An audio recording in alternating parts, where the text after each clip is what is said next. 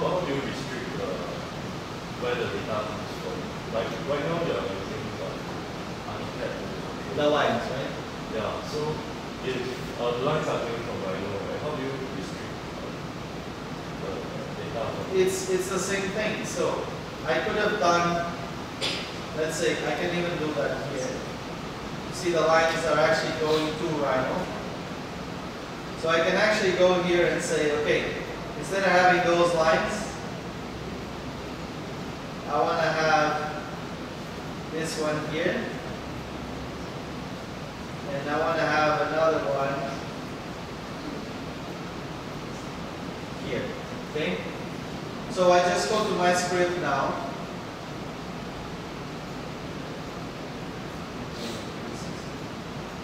I go to my script now and say, okay, forget this 2D curve from ArchiCAD. So I disconnect. I disconnect this 2D curve.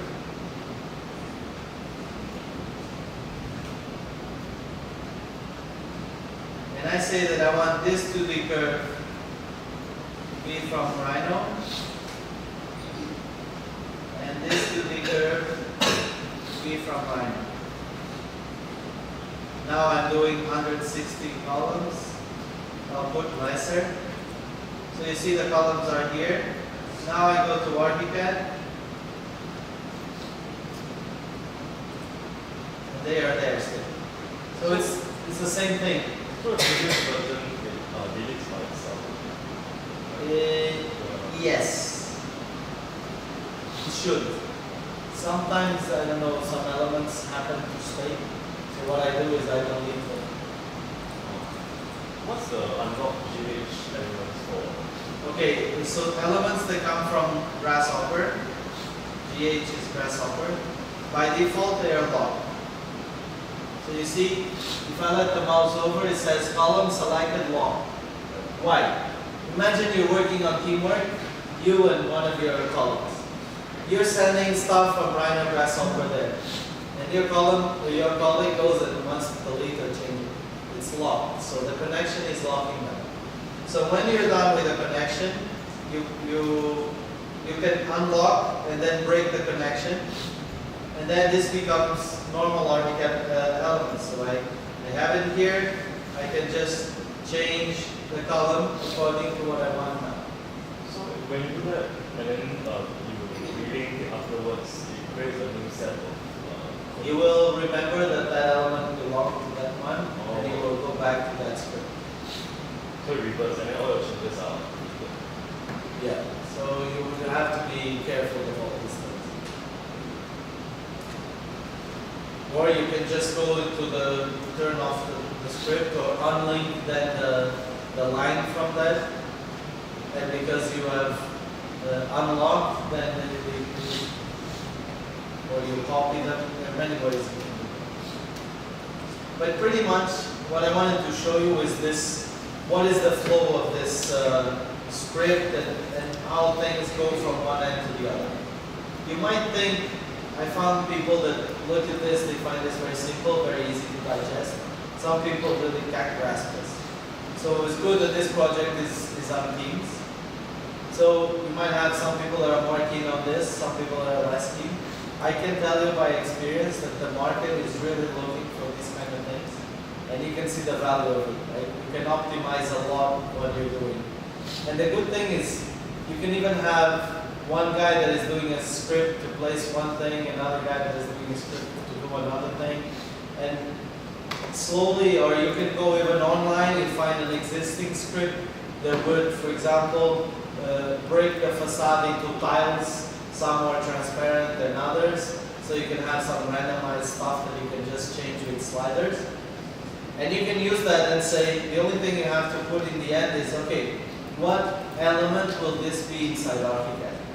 Because when you go to ArchiCAD, they have to convert themselves into real building elements, like the ones you see here. Okay, so we can have walls, doors, windows, columns. These are the most, how should I say, building-like elements. But let's say you don't find anything that could go into, let's say, the shading device that is triangular and the surface like curved. You can force that to go into as a morph, because a morph is, as the name kind of suggests, is a free-form shape. So whatever shape you can create on Rhino side, at least you can set them in as a morph. The downside of this is that the morph is not as intelligent tool. Because for example, you want to place a window in a morph, you can't. You want to change the thickness of a morph very easily and say I want the upper layer to be concrete, then I want wood, and then I want insulation, then I want this. It doesn't do that. It's more like free-form kind of shape that is generated. Okay?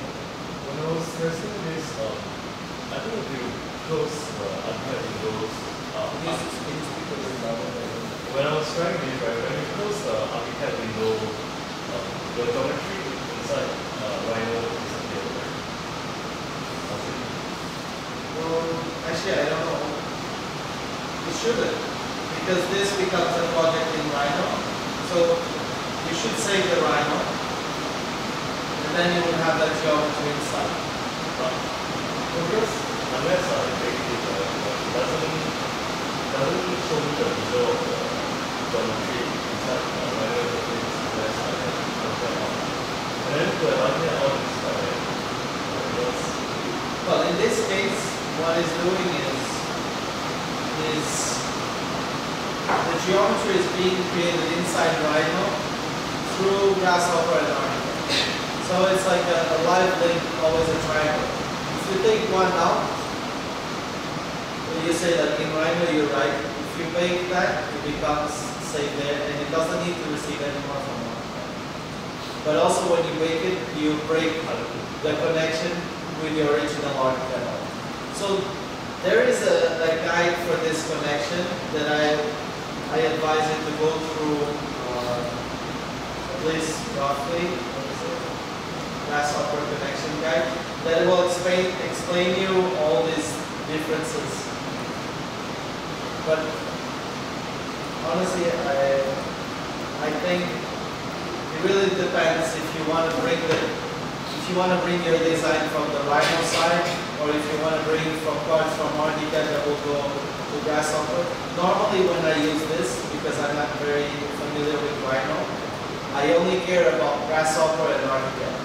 Whatever is happening on Rhino side, I don't want it, or I'm just using that as the engine to get things to happen on Architect side. Understand? But it really depends. My background is from the Architect side. I just use this tool as a complement to how I design in Architect. For those who design everything in Rhino, probably the mindset is a bit different. But if you go through this,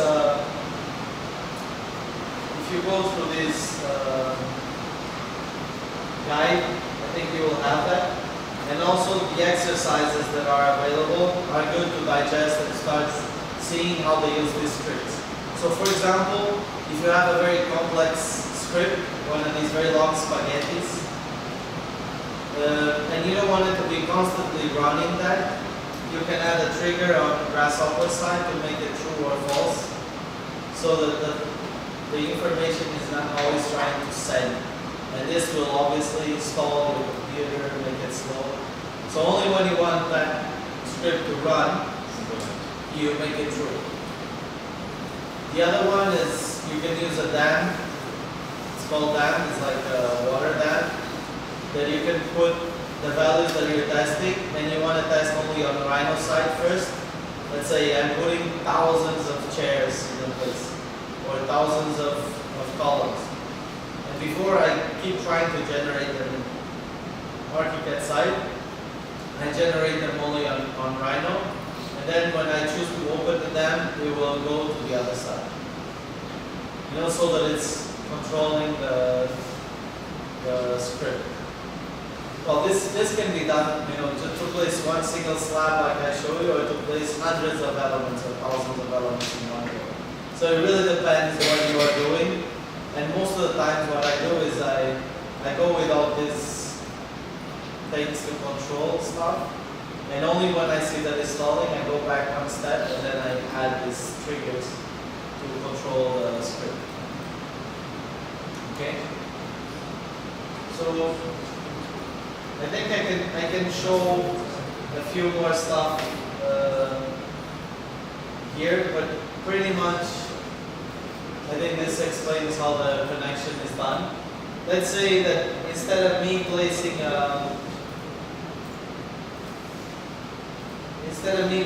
only columns on that place, I want to place also,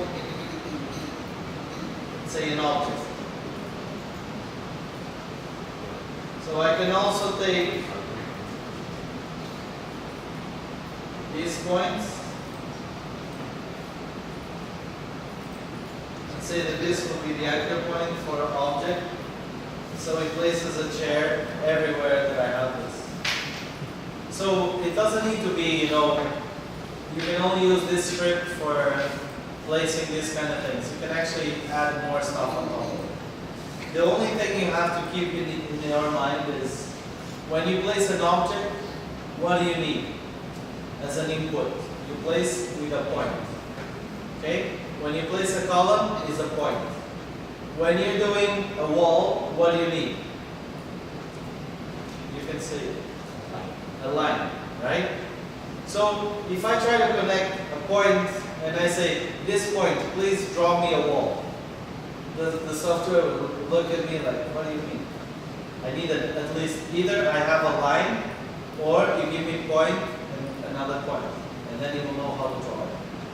So these, I think, are the basic concepts that you need to have, which is, first, you need to understand what are these triggers and nodes. Then, if you want to bring it to ArchiCAD, the ultimate button or the ultimate trigger has to be an ArchiCAD element, and you will see by having the tab installed on the Rhino side, on the Grasshopper side, that this will generate the elements inside ArchiCAD. So for that, the last thing on the script,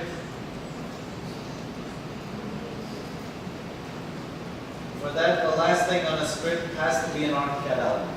Okay? Otherwise, okay, I'm dividing and creating the curves, I'm doing all these things. In Rhino, I'm lofting and creating an amazing shape. Yeah, what is that going to be inside ArchiCAD side? No? So I put that script for you guys to test in the folder that I copied, and it pretty much has a script that is connected to the file, and you can generate, let's say, you can generate these boundaries. So I actually use these lines to do the boundaries. You can generate slabs, and you can generate walls around those slabs. So I made it a simpler one so you guys can test it and see how this works. Okay. Is there any sort of live connection between CAD and Excel, where if you change values inside Excel, and then let's say area zones are able to update? Okay.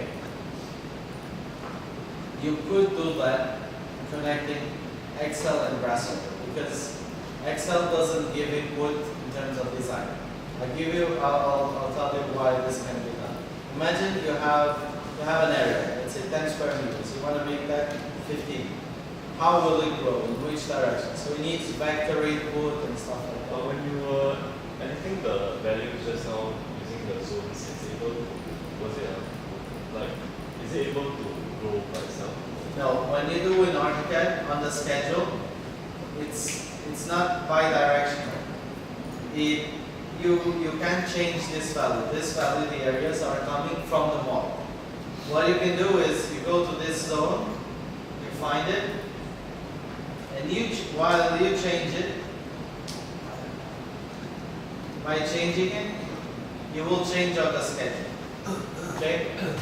If you want to do that, the script will, or something external will generate it, you have to do it with Graphisoft.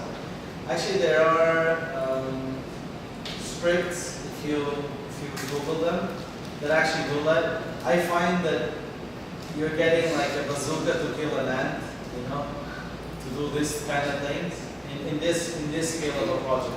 If I'm doing master planning and I have loads of rules, like for example, I want my services to be close to this kind of apartments, and I need the MRT to have the width or to have the corridors according to the number of people that are walking by. So let's say if you have 1,000 people, it needs to be this wide, 2,000 needs to be that wide. If you're doing like a big thing, I think it's worth it to run that. Otherwise, it's like I say, get a bazooka to kill an ant to design this. There's actually other solutions like Ladybug and that will do the so-called generative design. So generative design, you will, according to the specifications you give to it, it will generate the design. So you say, for example, let's say I'm arranging these tables, and I know that he doesn't like him, she doesn't like her, he doesn't like him. So it will, based on these kind of rules, you will sit everybody on these tables in a way that the people that don't like each other don't sit next to each other. So it will show me, let's say, 50 ways how this could happen. And from those 50 ways, you would choose your design, right? So this is called generative design. So you give them the rules, and based on that, you let the computer decide the best way. So I think this kind of approach would solve your thing about the zones.